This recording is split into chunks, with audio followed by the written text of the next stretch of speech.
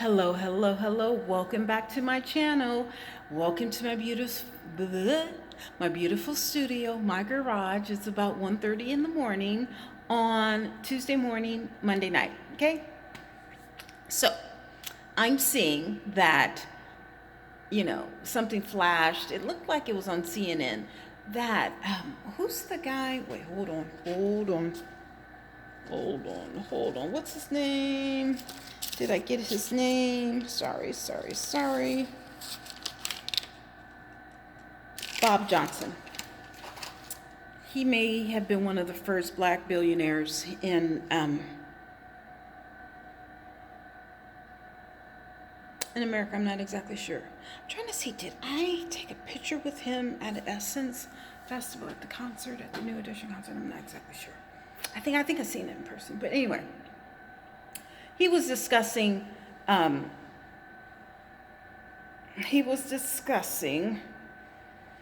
reparations and how blacks need to get it. We have been discriminated against regarding housing, um, walking on the same sidewalk, using the same bathrooms.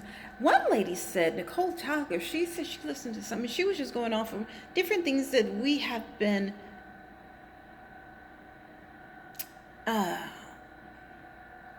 discriminated against. But she said that, is this true that, when you're not supposed to look a white person in the eye or something like that? Or, when you're in an elevator and a white person enters, that you're supposed to hold your head down? Like, what kind of BS is that? Now, I used to live in Vegas, and I heard that Vegas is a very racist city. Oh, yes. Oh, yes. I didn't know that it was up until the 1970s that blacks were not allowed on the strip after 10 o'clock at night. This is the 1970s. Was it the 50s? I think it was the 70s. Oh, yes. Vegas is very racist. If you see, there's not a lot of black people working in those casinos. You rarely see a black person in the casinos working in Vegas. Rarely. And there's a lot of black people in Vegas, but you rarely see them in the casinos. And that's what I'm saying. Like, we, as far as education, health care, regarding healthcare, now that we need to have a class action suit just based on the percentage of black people that died from COVID-19. It was unproportionately disproportionate or whatever. It wasn't equal, considering that we're 13% of the population in America.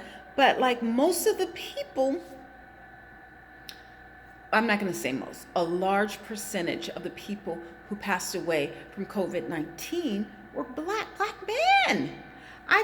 A person that I knew out of my travel family, a guy who was interested in me, we never dated, Brian, he passed away. He was like 6'8". He was obese. He was a big guy. I think he was like 6'8" and 500 pounds. He was a big guy. I hadn't talked to him in a long time, but he passed away last week. Just so many. So we have education. We've been discriminated against in education, healthcare, criminal. We're 13%. Black men are 6% of the population, but yet we're like 40% of the jail population. No, there's no way in the world that you can compensate for someone's life. And a lot of these crimes, black men are not even guilty. There's like at least 20 men just off the top. Let's talk about the Central Park 5. And like every day, especially on Facebook, I'm seeing, numerous men who have spent 20, 38 years, 10, 7, 5, 1 day. If you spend it in jail and you're not guilty, but yet what are you doing crime for? That's another class action lawsuit that black people as a collective need to sue America. But see, that's why we have the protests. That's why we have the rioting. That's why we have the looting, because as a people, we're tired. We're tired of this. So wait, let me just wrote some notes down here. And this is based off of the interview he did with the Breakfast Club. But okay, so $14 trillion, all right? That's what the U.S. as a start. That would equal probably about 350,000 K per person of whoever had whoever is a black descendant. That means that your ancestors were slaves. Okay? So like I said, we've been denied housing, the red line district. We've worked for free, the education, the denial of income, the denial of wealth. We're talking about how, like each black person is worth $8. Excuse me. But yet white people, from the start have been worth 3,500 times that. Like, how can we ever come up? Okay, Candace Owens was talking about George Floyd. Well, he was raised by a single mother. There was like 6 of them in the house, or 13 or something like that. Like, yeah, he went to college and everything. And yeah, he may have a cocaine habit. But see, the problem with this is, if you're black and you have a cocaine habit, that's a crime. But if you're white or Asian and you have a cocaine habit, that's it's not a crime. It's rehab. It's like a inside joke. Do you know how many doctors, how many judges, how many attorneys? Oh, this attorney I used to work with in Vegas. He used to hang out with Dennis Rodman. He used to come in drunk and just a mess. I don't know if he was definitely high, but they've been doing white lines for years. Stars, singers. Like, when someone says, oh, they have a coke habit, my question is, who doesn't have a coke habit? I don't. But who doesn't have a coke habit? I don't do coke. But there's a lot of people, teachers, police officers, attorneys, doctors, grandparents, whatever, cashiers, people who, serve your food, mechanics. Like, who doesn't have a coke habit? A weed habit. First, weed was a hush-hush no-no, a no-no. Now it's legal. You know what? I went to Amsterdam. Just make everything legal. That way, you don't have to traffic anything. You can gain revenue for that. Okay, let me bring it back.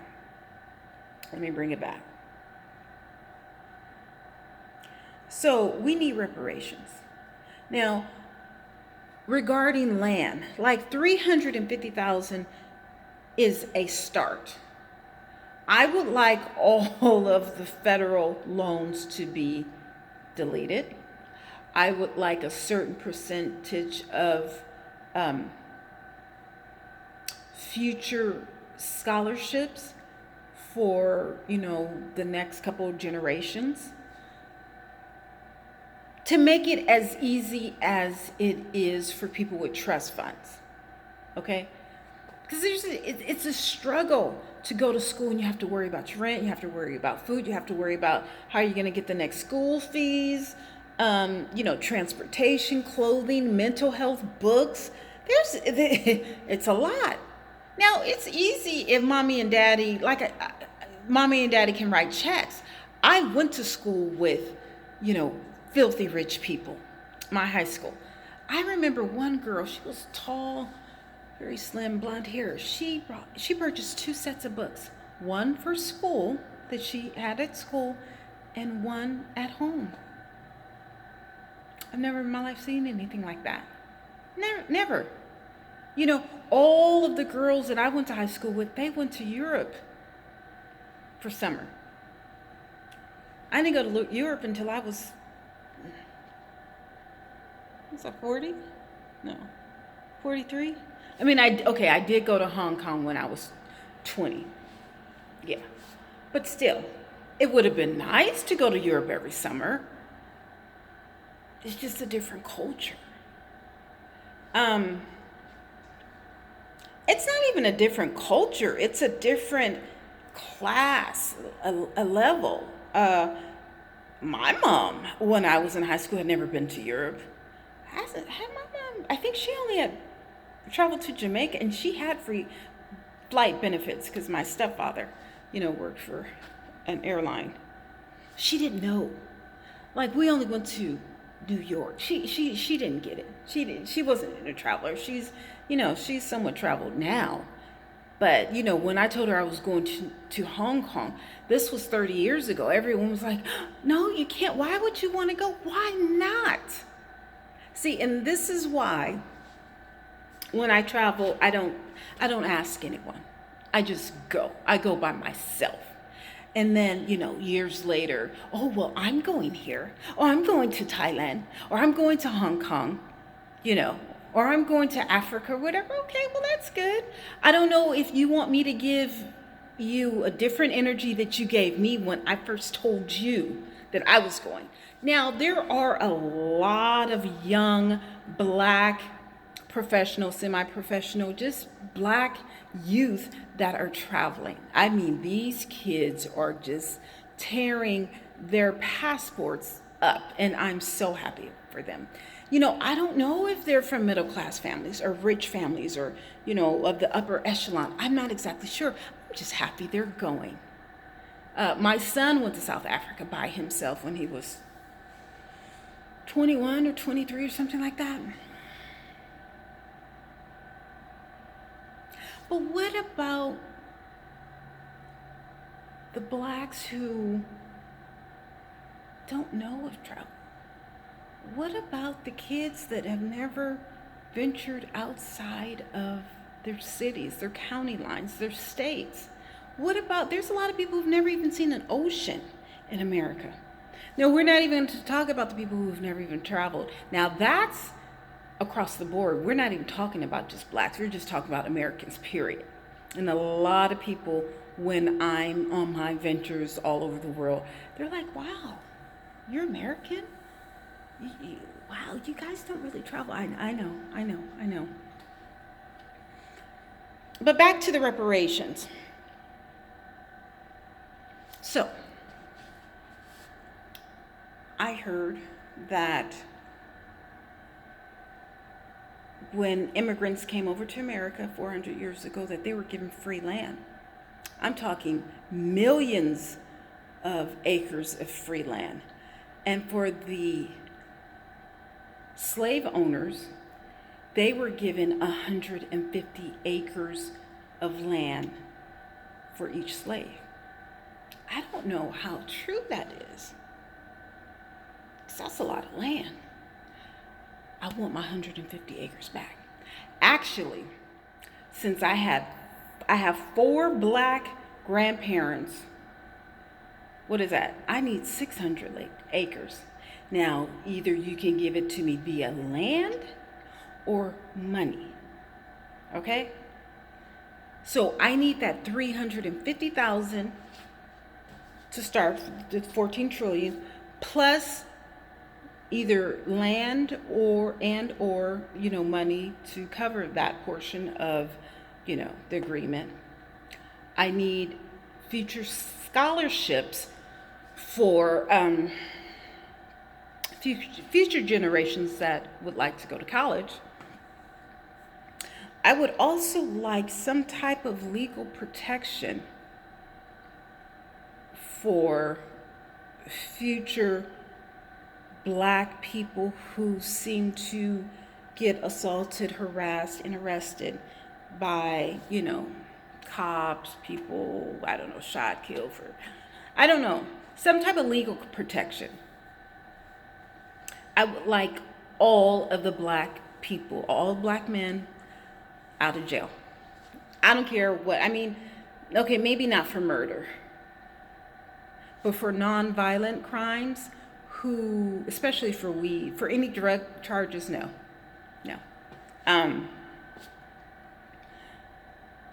So, money, housing.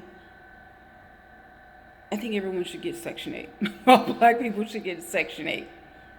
All the black people who have not purchased property, everyone should get Section 8 for 2 years, okay?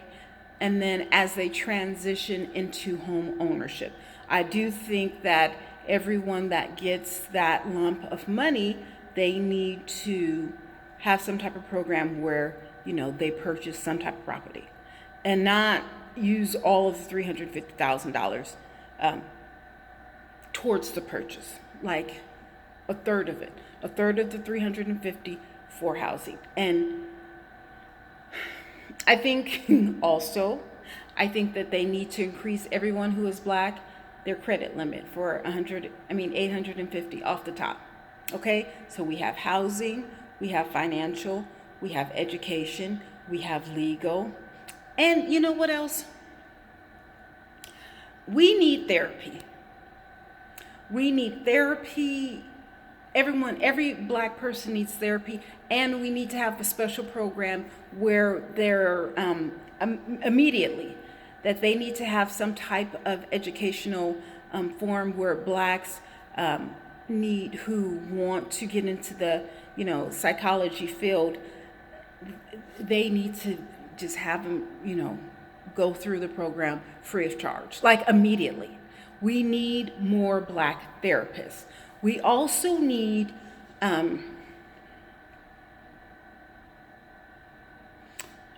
before you get that $350,000, you need to go into a 6-month program regarding money management, opening up a business, saving, self-worth, a class in butter and guns, the difference between gold and everything. And you know what?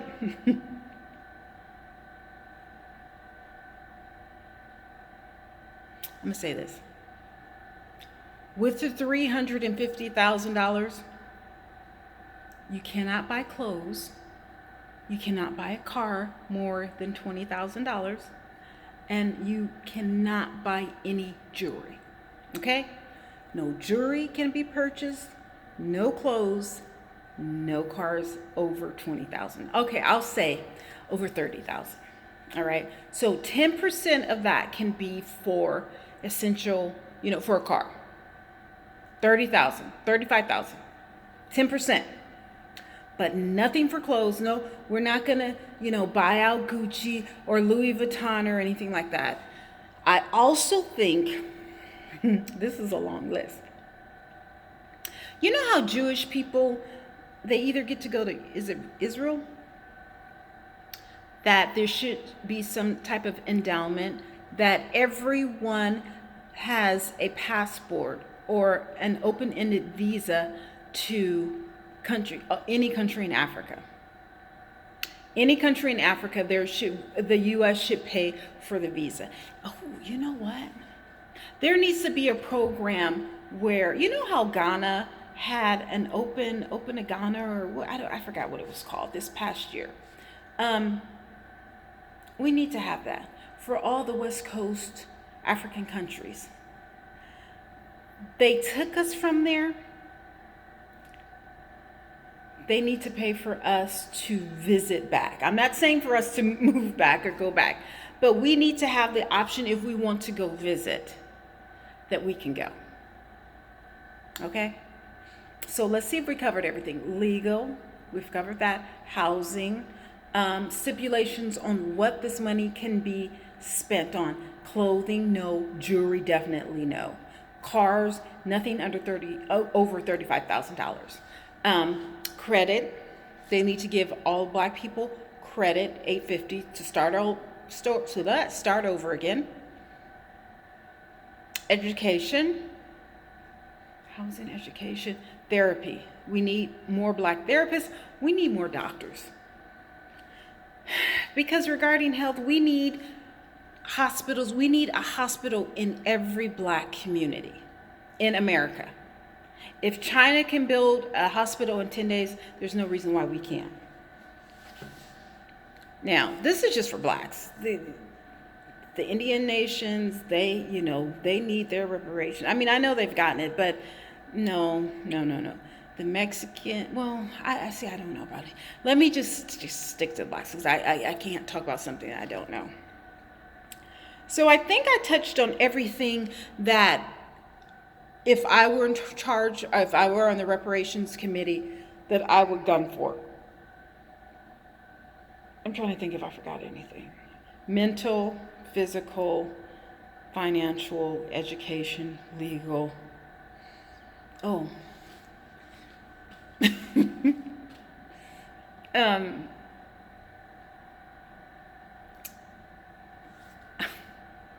I, we all need to lose 20 pounds before we get that. If you're overweight, there needs to be an effort before we get the money that we have to all lose 10% of our weight. Yes. If you're obese, morbidly obese, or critically obese, I don't know if that's a certain section, that you have to lose 10% of your weight. Because, the obesity within our culture is sky high. I'm obese. I'm not morbidly obese, but I am obese. I'm getting to become morbidly obese, but I'm not there yet. There needs to really be a focus on, our health, both inside and outside, mentally, physically, financially, legally, spiritually. And nothing goes to the church. No, this is not money that you tie 10%. No, the churches are not going to get $35,000 of everybody's money. No. Nothing goes to the churches. I'm sorry. Sorry, churches. No. Okay. So that's my viewpoint on reparations. Can you guys rush it? I would like this by the end of the year. If you guys need any help in conjuring up a plan or a bill or whatever, let me know. Okay. All right. Well, good night, you guys. Bye.